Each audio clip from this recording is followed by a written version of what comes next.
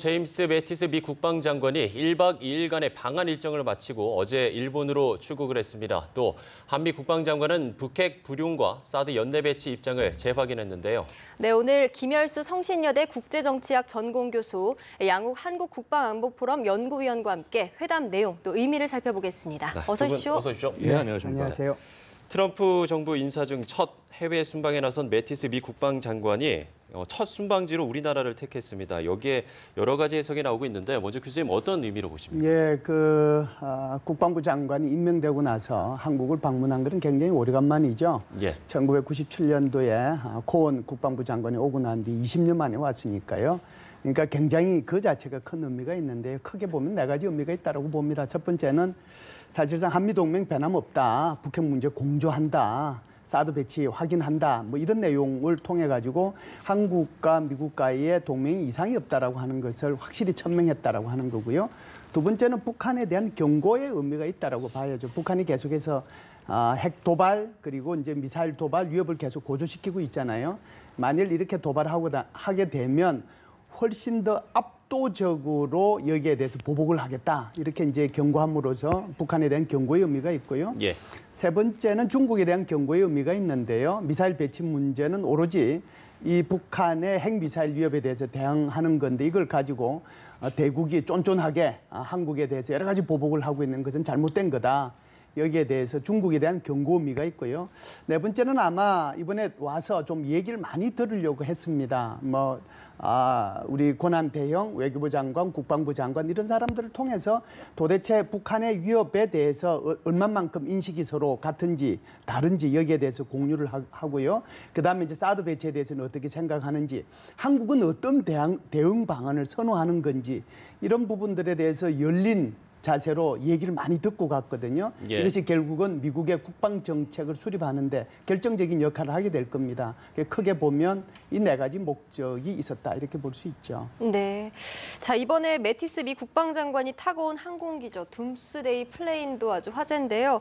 이거는 실제 전쟁이 발발했을 때 지휘 명령을 수행하는 기능도 있다고 하더라고요. 어떤 의미가 좀 있다 보십니까? 일단은 이게 어떤 전쟁에 쓰는 비행기인지 봐야 되는데요. 일반 전쟁에서 쓰지만 원래 나온 것은 핵 전쟁에 대비하도록 돼 있는 비행기입니다. 네. 그래서 여기서 각 미국의 ICBM 발사 명령도 내리고 그다음에 SLBM 그러니까 잠수함 쪽으로 이제 통신 보내가지고 해서 미사일 발사를 명령을 내릴 수 있고 그야말로 핵 전쟁을 지휘할 수 있는 지휘부를 몰고 왔다라는 것은 결국 뭐냐면 북핵에 대한 굉장히 어떻게 보면 경고의 의미일 수 있습니다.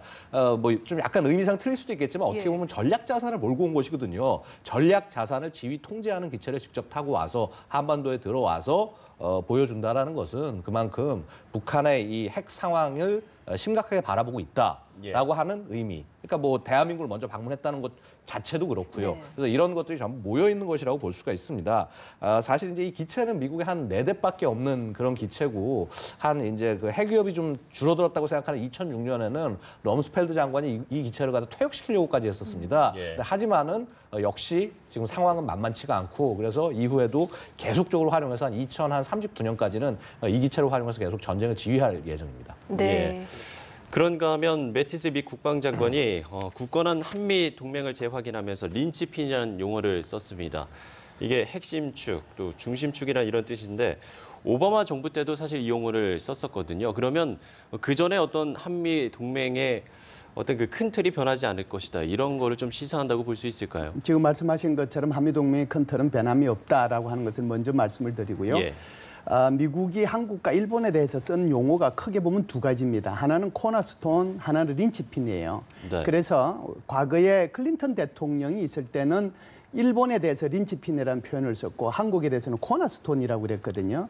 이게 이제 오바마 대통령이 들어와서 이걸 반대로 얘기를 했어요. 예. 오히려 한국이 훨씬 더 중요하다는 의미로 한국에 대해서 한미동맹의 린치핀으로 표현을 했고 그다음에 이제 일본에 가서는 코너스톤이라고 얘기를 그렇죠. 했는데 이것이 지금 트럼프 행정부에서도 그대로 이어진다는 것을 의미하는 거거든요.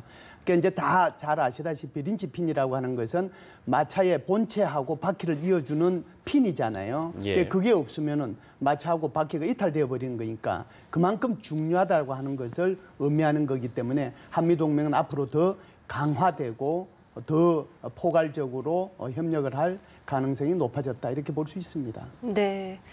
자, 또 올해 안에 사드를 배치하겠다는 계획도 강조했습니다. 아무래도 북한의 위협도 있지만 또 우리나라 조기 대선, 또 정권 교체 등에 대비해서 아무래도 쐐기를 박은 것 아니냐 이런 분석도 있던데요. 어떻게 보십니까? 반대로 생각해 볼 수도 있겠습니다. 예. 왜냐하면 작년에 그 이제 소위 미국 그 대선 기간 동안 예. 이 대통령 자체가 이 후보자 시절에 예를 들어서 한국이 뭐 비용을 분담을 잘 안 하고 있다 이런 얘기를 하면서 그러면서 국내 이런 관측이 나왔었죠. 이 트럼프가 되고 나면 사드 배치 안 할 수도 있겠구나 이런 얘기들이 많이 나왔는데 이 지금 결국 이제 트럼프 행정부 들어서 처음 사드에 관한 입장이 나온 겁니다. 정확하게 이전 정권에서 했던 결정 그대로 존중하고 빨리 진행을 하겠다. 근데 이 말은 곧바로 우리한테도 똑같은 얘기가 되는 겁니다. 말씀하셨다시피 우리 뭐 조기 대선이 만약에 진행이 돼서 정권이 바뀐다고 하더라도 국가와 국가 간에 해놓은 약속은 변하지 않는다, 변할 수 없다라는 것을 명백하게 보여준 것이고요. 되려 그리고 이 만약에 사드가 배치되지 않았을 때가 된다고 한다면 한미 동맹에 균열이 생기게 되는 그런 문제가 있을 수 있다라고 하는 부분들도 이런 어떤 이 대화를 통해서 충분히 추정해 볼 수 있다라는 것이죠. 예. 교수님께서 어떻게 보십니까? 예, 저는 지금 양 의원님 말씀에 이제 전적으로 동의하면서요. 한편으로 보면 이런 생각이 들어요. 지금 현재 사드 배치 문제로 한국과 중국 사이에 갈등이 있잖아요. 네. 정치적인 갈등도 있고 외교적인 갈등도 있고 또 경제적인 갈등도 있고 그렇잖아요. 그러면은 현재 사드 배치 문제를 이 정부 내에서 마무리 짓고 가는 것이 다음 정부한테 유리할 거냐? 그렇다면 불리할 거냐를 한번 따져볼 필요가 있거든요. 네. 어차피 지금 현재의 한중 관계는 변화시켜야 되잖아요. 중국도 노력해야 되지만 한국이 훨씬 더 노력해야 될 부분이 많다라고 생각을 해요. 그렇다라고 하면 사드 배치 문제를 완전히 현 정부에서 마무리를 하고 다음 정부에서는 새로운 차원에서 한중 관계를 모색할 수도 있거든요. 그래서 오히려 다음 정부에 부담을 덜어준다는 조금 더 다른 차원에서 이걸 생각하면 훨씬 긍정적으로 생각할 수도 있다 이렇게 봅니다. 네. 네. 다음 달 열리는 한미 연합 훈련도 강화하기로 했습니다. 여기에 미국의 전략 자산의 한반도 전개 여부가 계속 논의되고 있다고 하던데 어떻습니까? 그리고 사실 이제 이 부분에 대해서는 아직 정확하게 이 어떤 이 방문에서 결과가 나온 것은 없습니다. 아무래도 이제 대한민국 측에서는 예를 들어서 이런 전략 자산을 아예 상시 전개를 하는 것이 좀 좋지 않겠느냐라는 입장을 조심스럽게 얘기를 하고 있는 것이고요. 근데 사실 이 전략 자산이라는 것이 어떤 전구에 상시 배치된다는 것은 사실 운영 교리에는 맞지가 않습니다. 그다음에 여러 가지 비용이 발생하는 부담되는 측면들도 분명히 있을 것이고요. 그래서 이런 부분에 대해서 한미가 앞으로 계속 합의를 해 나가면서 소위 말해서 뭔가 좀 전진 배치를 해 놓으면서도 의미가 있을 수 있는 무기체계가 있지 않겠느냐. 이런 부분들을 고민하게 될 겁니다. 근데 저는 여기서 다시 한번 좀 당황스러움을 감출 수가 없는 것이요. 사실은 사드가 이런 전략 무기 체계입니다. 예. 네. 그러니까 이게 적을 공격하는 것뿐만 아니라 공격을 막기 위한 전략 무기 체계를 지금 들여온다라고 지금 미국이 한참 하고 있고 그것도 자기네 비용으로 갖다 놓는다고 하고 있는데 보면은 이 의미를 충분히 이해하지 못하고 어떤 중국이라든가 이런 나라의 반발에 의해서 이거를 대한민국이 지금 이 하는 거를 가지고 굉장히 안에서 논란이 많지 않습니까? 자, 그러면은 만약에 미국의 전략 무기 체계 뭐 예를 들어서 핵폭격기 같은 게 배치가 된다. 예. 이것보다 더한 논란이 있을 수밖에 없다는 것입니다. 그렇기 때문에 더욱더 사드 배치나 이런 문제에 대해서는 우리가 자주적으로 결정해서 딱 이거는 절대로 흔들릴 수 없는 것이다라고 얘기하지 않는다면 그다음에 아니 사드도 하나 배치 못하는 나라가 무슨 전략 무기를 갖다 놓고 상시 배치를 하겠다는 겁니까? 그래서 이런 부분에서 좀 국가적인 어떤 굉장히 좀 방향성 이런 것들을 좀 제대로 잡아야 된다고 말씀드릴 수 있습니다. 예, 네. 국가적인 방향성을 좀 제대로 잡는 게 필요하다 이렇게 말씀을 하셨는데 교수님은 어떻게 보세요? 예, 전략 자산이라고 하는 게요. 크게 보면 하늘에서의 전략 자산이 있고 바다에서 전략 자산이 있거든요. 예. 하늘에서의 전략 자산이라고 하는 것이 F-20이라고 하는 랩터라고 하는 스텔스형 전투기가 있고요. 그다음에 B-1B, B-2, B-50이 전략 폭격기가 있잖아요. 여기에는 이제 핵무기를 탑재할 수 있는 거죠. 그다음에 바다에서의 전략 무기는 크게 두 가지인데요. 하나는 항공모함이 있고요. 수중에서는 전략 잠수함이 있습니다. 예. 그래서 제가 말씀드린 이 몇 가지 무기 체계가 한국에 이렇게 들어오게 되는 거죠. 그래서 이것이 아마 제가 볼 때는 이번에 키 리졸브 훈련할 때는 아주 대규모로 들어올 가능성이 높지 않느냐 이런 생각이 들고요. 이것이 얼마나 빈번하게 한반도에 배치될 것이냐 하는 것은 오로지 북한한테 저는 달려 있다라고 봅니다. 예. 북한의 도발 위협이 잦아들면 훨씬 더 이 미국의 전략 자산들이 한반도에 자주 더 빈번하게 더 많이 배치가 되겠죠. 그래서 북한이 이러한 사실을 똑바로 알고 행동했으면 좋겠습니다. 네, 그렇게 말씀을 해주셨는데 북한이 이번 회담 내용에 대해서 제 눈을 찌르는 멍청한 짓이다라면서 아주 강한 반감을 또 드러냈습니다.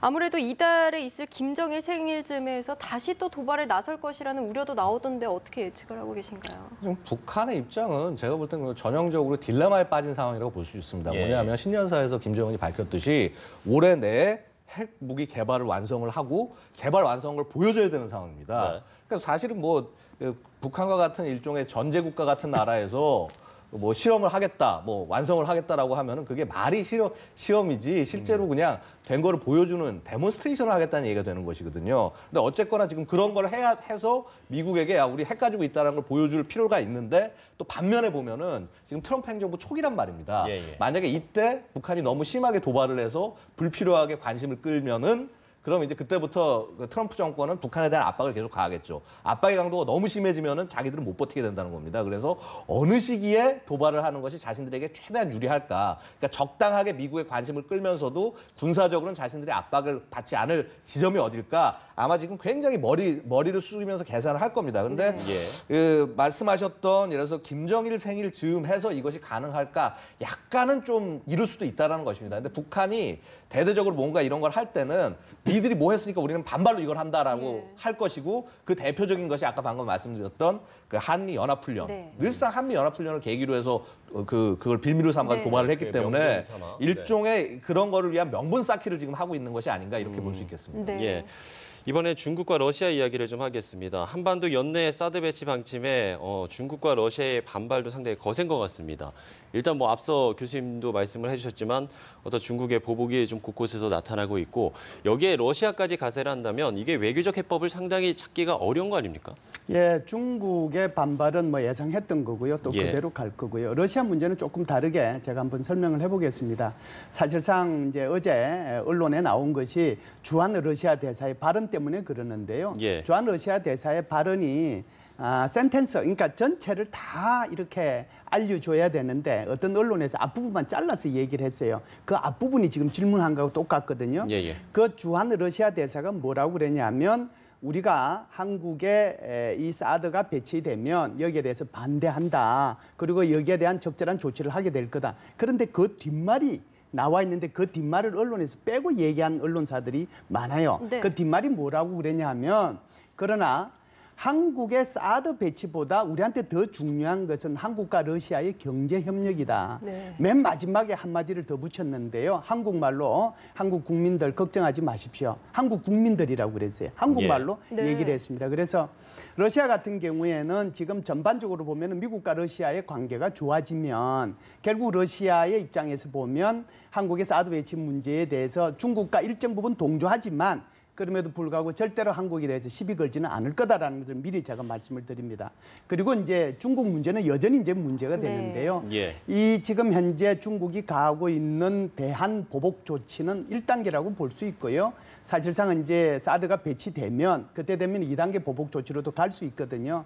그래서 여기에 대한 여러 가지 대책들을 우리는 강구를 해야죠. 네, 자 말씀하신 대로 뭐 러시아는 보도가 앞부분만 잘라서 나와서 좀 다른 의견일 수도 있겠지만 중국은 어쨌든 반발을 나타내고 있잖아요. 이런 상황에서 미국이 좀 나서서 좀 설득할 수는 없는 겁니까? 그럼요. 사실은 이게 한국과 이 중국 사이에는 작년도 9월 달에 항저우에서 G20 회의했잖아요. 예. G20 회의할 때 지금 뭐 탄핵 중에 있는 우리 박근혜 대통령하고 시진핑 주석하고 만나서 그때 구동존의에 합의했거든요. 구동존의라는 게 뭡니까? 같은 것은 이렇게 계속해서 추구가 나오고 서로 이견이 있는 것은 그대로 존재하게 놔둔다라고 하는 것이 구동존의잖아요.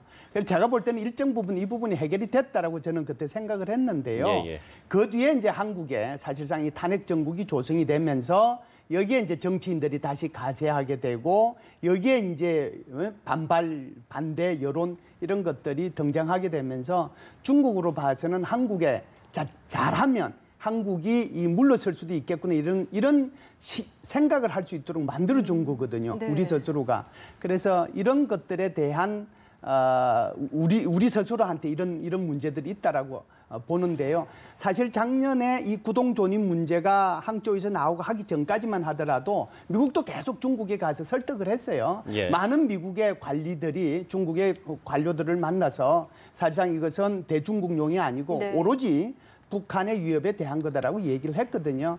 그리고 이제 이번에 매티스 국방부 장관도 똑같은 얘기를 했습니다. 같이 노력을 합시다라고 네. 얘기를 했기 때문에 한국은 한국대로 중국에 대한 여러 가지 설득 노력을 해야 되고요. 미국도 제가 볼 때는 다방면에 걸쳐서 중국에 대해서 설득 노력을 할 것으로 저는 봅니다. 예. 네. 방위비 분담 이야기도 좀 했으면 하는데 앞서 양 의원님이 말씀을 해주셨지만 이 트럼프 미 대통령이 후보 시절에 안보 무임 승차론을 꺼내들면서 우리나라를 지목하지 않았습니까? 근데 이번 이 한미 국방장관 회담에서는 이 얘기가 나오진 않았어요. 여기에 이유가 뭘까요? 뭐 일단 지금 처음 만나서 인사하는 자리인데 거기서 돈 얘기부터 꺼내는 거 힘들죠. 그건 나라 뭐 사람도 사람이지만 나라 관계도 마찬가지일 겁니다. 되려 근데 더 무서운 건 뭐냐면 돈 얘기를 꺼내기 전에 자 우리가 너희한테 이만큼 해주고 있어. 이렇게 관심을 갖고 있어. 앞으로 할 것이야.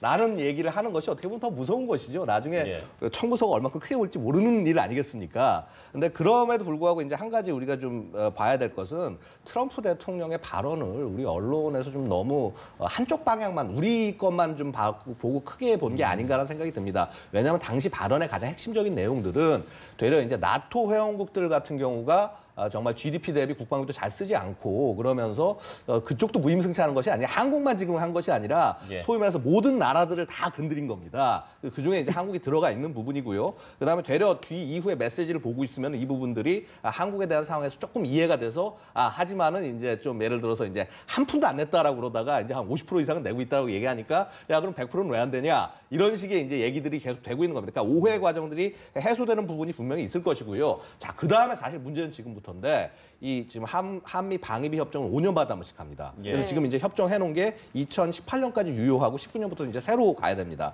그러려면 보통 이제 2018년 정도 그 바로 전해에 협정이 어느 정도 끝나는데 문제는 올해부터 시작합니다. 그 전전해 정도부터 실제로 이제 회의에 이런 내용들이 많이 시작이 될 것이고 예. 그럼 이제 우리가 지금부터 논리나 이런 것들을 철저하게 준비해서 한국이 예를 들어서 이런 방어에 기여하는 게 뭐냐, 미국이 무슨 이익을 가져가느냐, 그다음에 앞으로 이 소위 말해서 북한 상황을 해결하기 위해서 어떠한 것들이 필요한 것이냐 이런 부분을 정말 터놓고 얘기를 해야 됩니다. 근데 그러기 위해서는 한국 정부 자체가 미국에 봐서도 믿을 수 있는 카운터 파트너가 돼야 된다는 측면이 있는 것이고요. 그래서 좀 이제 그 앞으로 우리 정부가 어떻게 될지가 참 중요하다고 하겠습니다. 네, 예. 알겠습니다. 오늘 말씀 여기까지 듣겠습니다. 두 분 고맙습니다. 고맙습니다. 감사합니다.